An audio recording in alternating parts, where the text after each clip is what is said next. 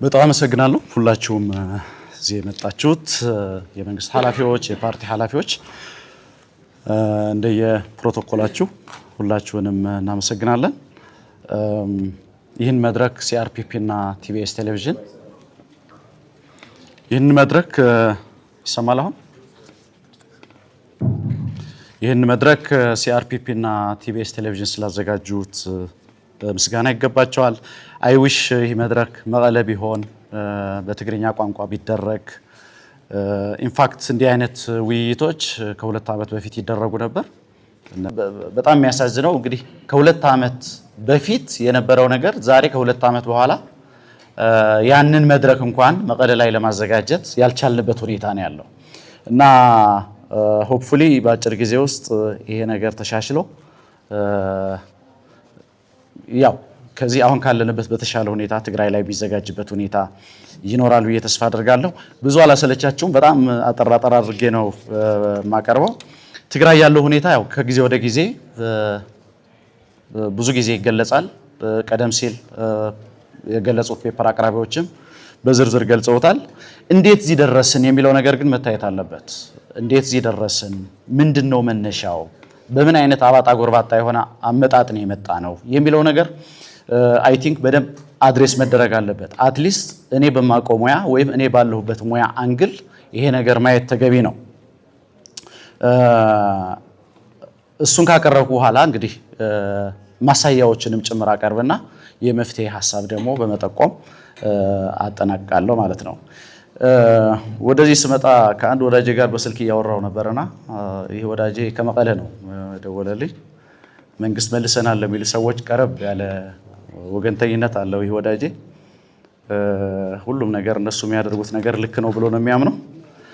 በኋላ ብዙ ጊዜ ፕሮግራም ስሰራ ስለ አዲሱ ህግ በተከታታይ እኔ የምሰራበት ሚዲያ ላይ አቀርብ ነበርና ይሄ ነገር አንቀጾችን እየጠቀሰ ማለት ነው ይሄ እኮ በዚህ እኮ እንደዚህ 7 ዓመት ያሳስራል 10 ዓመት ያሳስራል እያለ ትንሽ ብዙ ጊዜ ይወተውተኛል። በኋላ ዛሬ ወደዚህ መድረክ እንደምመጣ ስነግረው አሁን እኮ እስካሁን በሰራው ብቻ 25 አካባቢ ደርሰሃልና 25 ዓመት ስራት ማለት ነውና ቀልድ ይመስላል። ግን አሁን የወጣው ህግ ለስራ የማይመች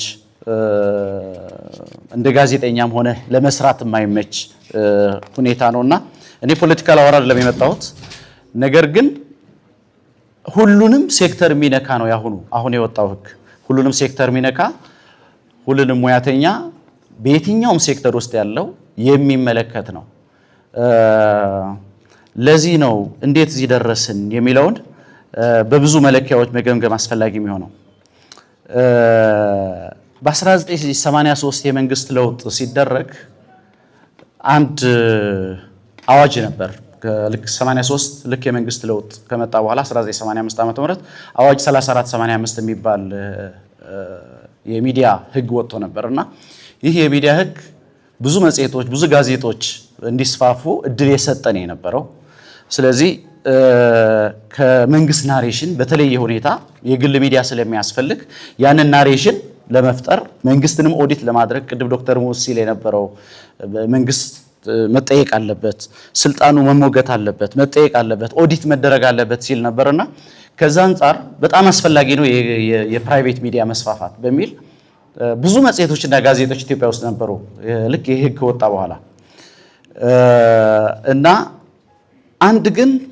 አንድ ክልል ውስጥ ያለ ህዝብ ግን ይሄ መብት የማይመለከተው ህዝብ ነበር። አጋጣሚ ሆኖ ያ ክልል ትግራይ ነው። ግን ደግሞ ይሄ ናሬሽን በመንግስት ሲሰራ የነበረው ምንድነው ህወሓት በመራው ትግል ኢትዮጵያ ውስጥ የዲሞክራሲ መልቲፓርቲ ሲስተም ፕሬስ ነፃነት እንዲመጣ ምክንያት የሆነ ህወሓት በመራው ትግልና በትግራይ ልጆች መስዋዕትነት ነው ተብሎ ይነገራል ነበር። ግን ይህ መብት አንድን ክልል አይመለከትም ነበር። በመላ ኢትዮጵያ እነዚህ ጋዜጦችና የግል መጽሔቶች ጋዜጦች በደንብ ይስፋፋሉ፣ ያመኑበትን ያቀርባሉ፣ መንግስትን ይሞግታሉ። ትግራይ ግን አንድ ሬዲዮ ነበር ድምጽ ወያነ፣ ጋዜጣ መጽሔት ደግሞ ወይን ነበር። ከዛ ውጪ አንድ መቃለ ትግራይ የሚባል በትግራይ ኮሙኒኬሽን ቢሮ ስር የሚታተም ነበር። እሱም የቢሮዎች አፈጻጸም የሚመለከት ነው የነበረው። ከነዚህ ሚዲያዎች ውጪ ትግራይ ውስጥ የግል ሚዲያ የሚባል አይፈቀድም ነበር እና አለመፈቀዱ ብቻ አይደለም የሚገርመው ያን የሚጠይቅ ኤሊትም አልነበረም። ኤሊት ወዝ ኦኬ በቃ እንደዛ ማለት ችግር የለውም። የነፃ ሚዲያ ማለት የሚጠይቁ የሉ ማለት አይደለም። አንዳንድ ፓርቲዎች ነበሩ ወጣ ባለ መልኩ፣ ግን በኮንሰንሰስ ደረጃ ኤሊቱ ጥያቄ አይጠይቅም ነበር። ለምንድን ነው የግል ሚዲያ አዲስ አበባ ያለ ሚዲያ ወደ ትግራይ እንዳይመጣ ለምንድን ነው የሚከለከለው የሚል ጥያቄ አይጠየቅም ነበር። ምክንያቱም በሐሳብ ገበያ ውስጥ መንግስት የራሱ ናሬሽን አለ። ከዛ ውጪ ደግሞ ቀደም ብዬ እንደገለጽኩት ኦዲት መደረግ አለበት። መንግስት ኖ እዚህ ጋር እንደዚህ እያልክ ያለው እዚህ ጋር ልክ አይደለም መባል አለበት። ያ መብት አልነበረውም የትግራይ ህዝብ ማለት ነው። እና ጥያቄዎች አይነሱም። የተወሰኑ ወጣ ያሉ ሰዎች ያቀርባሉ። ያው የሚደርስብህ ነገርም ያው ይታወቃል። እንደዛ ለሚያደርጉ ሰዎች ያው ሪአክሽኑ ይታወቃል። ግን እንደዛም ሆኖ አልነበረም። አይደለምና የግል ሚዲያ ያስፈልግም ሊባል የመንግስት ሚዲያ ሁሉ ብቻውን መቆጣጠር የለበትም የሚል እንደ ቪኦኤ ባይዘወይ የመንግስት ናቸው፣ በቦርድ ነው የሚተዳደሩት። ነገር ግን የመንግስትን ናሬሽን ህዝቡ ላይ መጫን የለበትም በሚል ከአሜሪካ ውጪ ነበር እንዲሰራጩ ይደረጉ የነበረው። አሁን እንኳን ኢንተርኔት ስላለ ያው በኢንተርኔት በኦንላይን ማየት ይቻላል። ግን እነ ቪኦኤ ሲቋቋሙ የአሜሪካ መንግስት ፖሊሲ ከአሜሪካ ውጪ ላለ ማህበረሰብ ነበር ዲዛይን ተደርገው የሚቀርቡት እንጂ አሜሪካ ላለ ኦዲየንስ አልነበረም የሚቀርበው። ጭራሽ የዚህ ተቃራኒ የግል ሚዲያ የሚባል ነገር ትግራይ ውስጥ አልነበረም። በሚዲያ ብቻ ሳይሆን ይሄ በመልቲ ፓርቲ ሲስተም ካየን ለምሳሌ እና አረና ፓርቲዎች ያው ፓርቲ ብዙ ፈተና ነበር ያየው። የመጀመሪያ እንግዲህ ገፈት ቀማሽ የነበረው ያ ፓርቲ ነውና ይሄ ሚዲያ የማንቃት ስራ ስላልሰራ የግል ሚዲያዎች ስለማይሄዱ ተቃዋሚ ፓርቲዎች መብት እንዳላቸው የሚል አይነት አስተሳሰብ ህብረተሰብ ውስጥ ስለሌለ እንደምንድን ነው የሚቆጠረው? ለምሳሌ ተቃዋሚ ፓርቲ አባል መሆን ባይዘው ተቃዋሚ ፓርቲ ስም እንደ ስድብ ይቆጠራል ትግራይ ውስጥ። ለምሳሌ የአንድ ተቃዋሚ ፓርቲ ስያሜ ለምሳሌ አረና እንደ አንድ የስድብ አይነት፣ ለምሳሌ ቅንጅት እንደ አንድ የስድብ አይነት።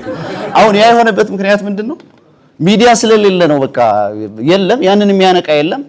የመንግስት ናሬሽን ወይ ደግሞ ያንን ስልጣን የያዘው ፓርቲ ናሬሽን ብቻ ነው ገዢ ሐሳብ ተደርጎ የሚቀመጠውና አሁን በዛ መልኩ ስለመጣ ነው አንድም እንዴት እዚህ ደረስን፣ ለምንድን ነው ዛሬ በሚያስደነግጥ መልኩ እዚህ ደረጃ ላይ የደረስነው ቢለው ነገር ኦዲት አልተደረገም። መንግስት ኦዲት አልተደረገም ብቻ ሳይሆን እያንዳንዱ ሂደት ግራጁዋሊ ማለት መጠየቅ ነበረበት፣ መንግስት ኦዲት መደረግ ነበረበት በሚል ነው። አሁን ብዙ ሰው የመማረር ደረጃ ላይ ደረሰ።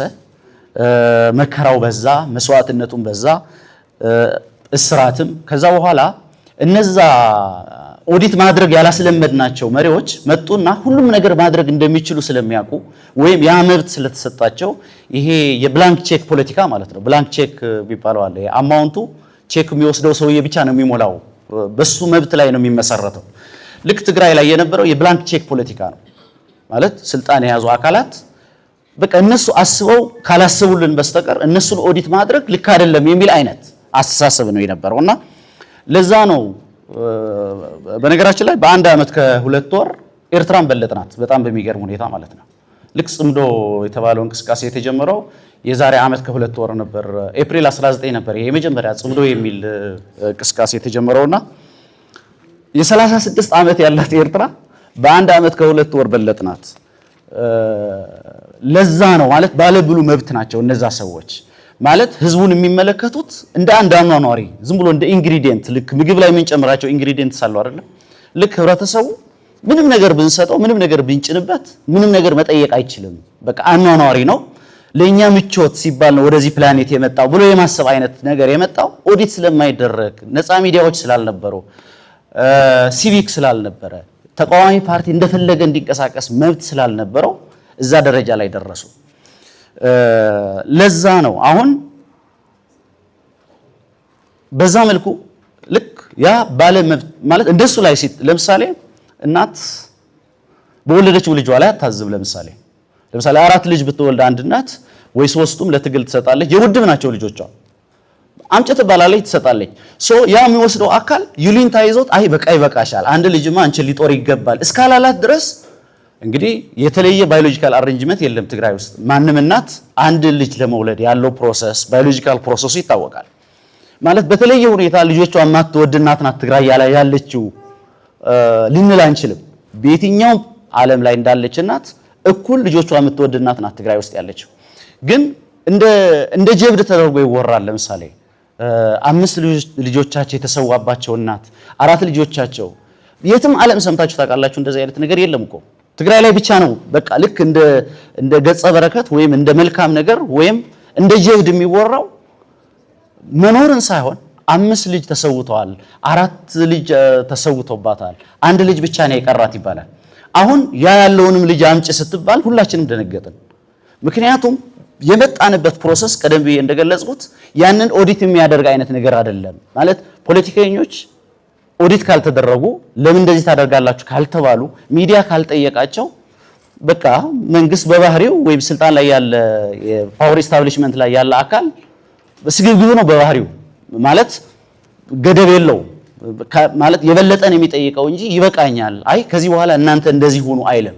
ሶ ቲፒኤልኤፍ ላይ ያየነው ነገር ያ ነው። ቲፒኤልኤፍ አፕሮፕሪየት አልነበረም። ይሄ የተሰጠው መብትና የተሰጠው የብላንክ ቼክ ፖለቲካ ልክ አልነበረም። ለዛ ነው አሁን የደረስንበት ደረጃ ላይ የደረስነው። አሁን ብዙ ሰው አሁን የወጣው አዋጅ ሲወጣ ደነገጠ። ብዙ የሚያስደነግጡ ነገሮች አሉት። አንዳንዶች እኮ አሁን እኔ ከሚዲያ አንፃር ያለውን የአዋጁ ክፍል ላንሳ ብዬ ነው እንጂ እነዚህ ክሪሚናል ሴኩሪቲ ኮድ ተብለው እንደ ትሪዝን፣ እንደ ስፖኔጅ፣ እንደ ቴሪቶሪያል ሶቨሬኒቲ፣ እንደ ኮንስቲቱሽናል ኦርደር የመሳሰሉ ለምሳሌ ሚሊተሪ ሞቢላይዜሽን፣ ሚዲያ ላይሰንሲንግ እነዚህ በሙሉ የፌደራል መብቶች ናቸው። ባይዘው ግን በዚህኛው ህግ ጠያቂ ስለሌለ አወጡ። እንደሚቀበላቸው እርግጠኛ ናቸው። አንዳንድ የሆነ ነገር ሲለምድ አንድ ሰው ልክ ሲከለከል ህብረተሰቡ መጠየቅ ሲጀምር ያለመደው ነገር እያጣ ስለሆነ በግድ ወደ ማስፈጸም ነው የሚሄደው። እየሆነ ያለውም ያ ነው። ለዛ ነው አንድ ክልል ከኢትዮጵያ ህገ መንግስት ፍጹም በተለየ ሁኔታ ራሱ ህግ አውጥቶ እስከ ሞት ቅጣት ድረስ የሚያደርስ ህግ አያወጣም። አንድ ክልል በክልል ደረጃ ይሆን የፌደራል መብት ነው ያ። ጠላት የሚል ፍረጃ አለው ይሄ ህግ። አሁን ጠላት የሚለው ስታንዳርድ የሆነ ዴፊኒሽን የለውም። በነገራችን ላይ ጠላት ማለት አሁን እዚህ መድረክ ላይ ጽሁፍ እያቀረብን ነው። አሁን ያለንበት አጋጣሚ እነሱ ጠላት የሚሉት አካል ያለበት ግዛት ላይ ነው ወይም ቴሪቶሪ ላይ ነው ያለነው። ሶ በቃ እዚህ ሆኖ እነሱን የሚተች ነገር ማቅረብ ሲምፕሊ ጠላት ያስብላል በቀላል።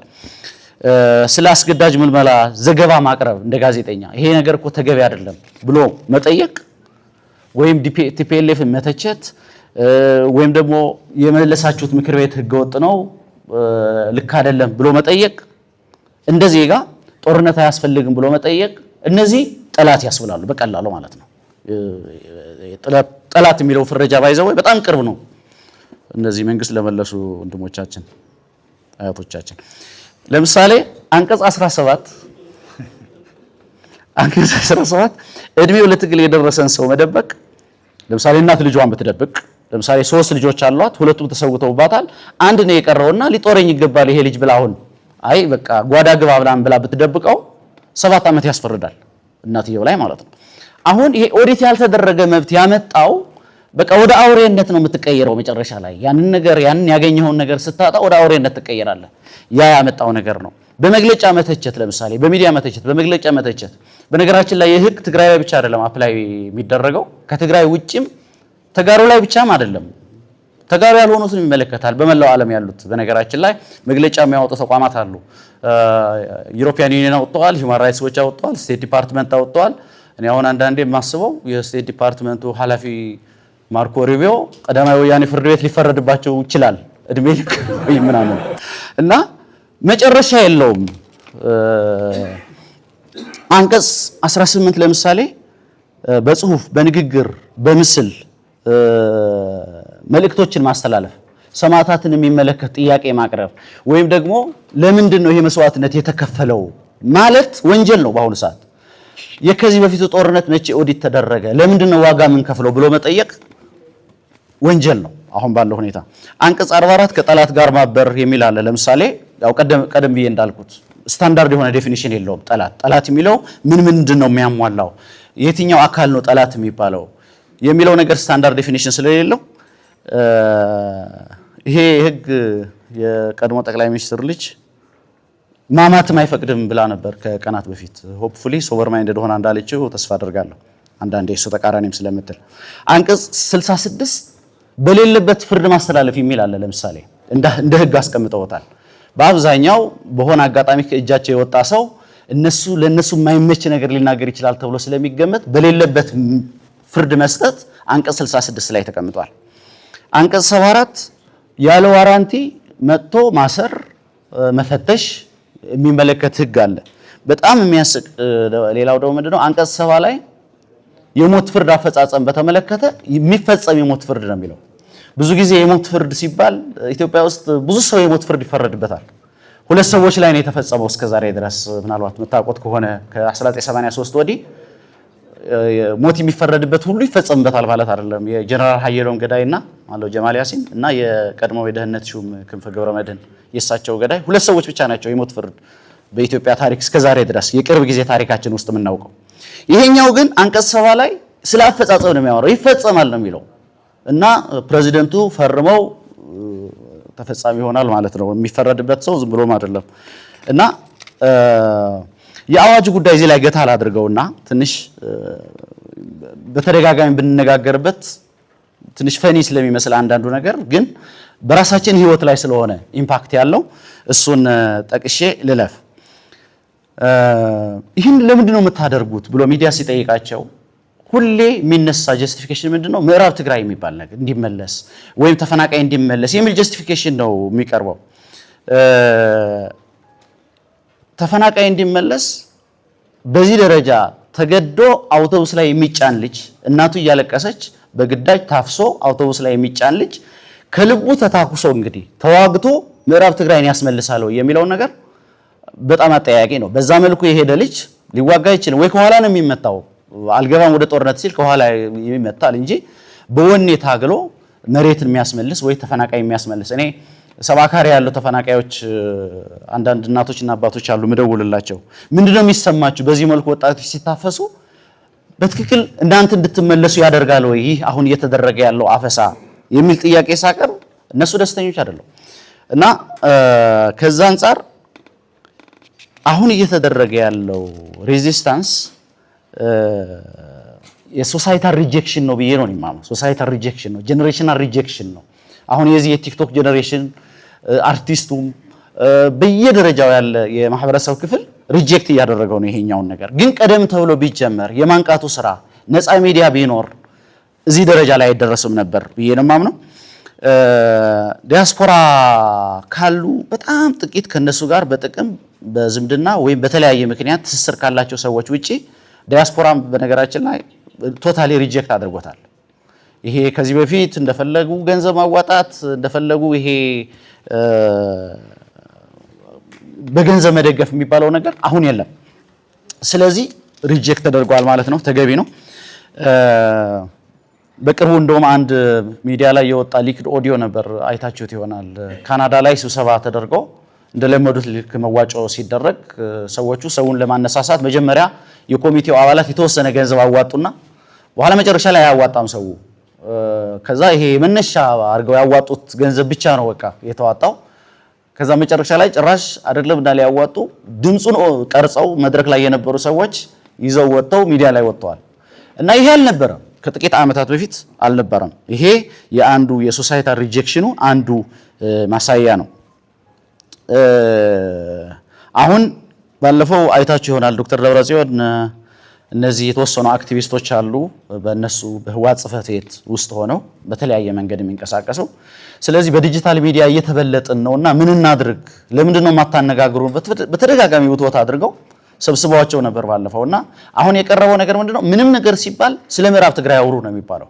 ልክ አንድ ነገር እንደዚህ ተደረገ እዚህ ቦታ ላይ አፈሳ ተደረገ ሲባል አውቶማቲካሊ መጣችሁ ኮሜንትም ላይ ምንም ላይ በቃ ፍለድ አድርጉት። ልክ ስለ ምዕራብ ትግራይ ስለ ተፈናቃይ አውሩ ነው። ያው ሁሌ እችናት ተኗ ግን ያው ቀደም ተብሎ እንደተገለጸው ነው ምዕራብ ትግራይ ለመመለስ አይደለም።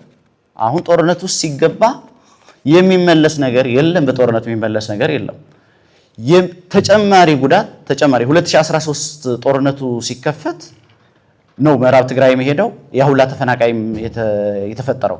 አሁንም ሌላ ጦርነት ቢነሳ ሌላ ችግር ነው፣ ተጨማሪ ሌላ ጥያቄ ነው የምንፈጥረው እንጂ በዛ መንገድ የሚመለስ ነገር የለም። ከዛ ይልቅ በድርድር በውይይት በሰጥቶ መቀበል ከጦርነት ውጭ ባለ ኢንቫይሮንመንት ነው መመለስ ያለበት ምንለው ለዛ ነውና ቅድም ተፈናቃዮችን በተመለከተ አቶ ጌታቸው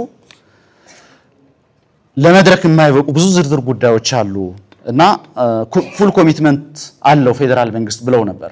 አይ ቲንክ ይሄ አጀንዳ ሁሉም እየተጠቀመበት ስለሆነ በተለይ ትግራይ ላይ ያሉ ፖለቲከኞች ምንዋጋው ተፈናቃይ ለመመለስ ነው የሚል እቺን ጀስቲፊኬሽን በተደጋጋሚ ስለምትቀርብ እንደው አቶ ጌታቸው በዚህ አጋጣሚ ያሉት ነገር እንደው ይፋ ቢደረግ ቢታወቅ ማለት ምን እስኪሆን ድረስ ነው የምንጠብቀው? ምንድነው የነበረው ኮሚትመንት ፌደራል መንግስት ፉል ኮሚትመንት የነበረውና በይፋ ለመግለጽ የሚያስቸግረው ምንድነው? በይፋ ቢገለጽና በደንብ ቻሌንጅ ብናደርገው እና ቢታወቅ ምክንያቱም እነሱ እየተጠቀሙበት ነው።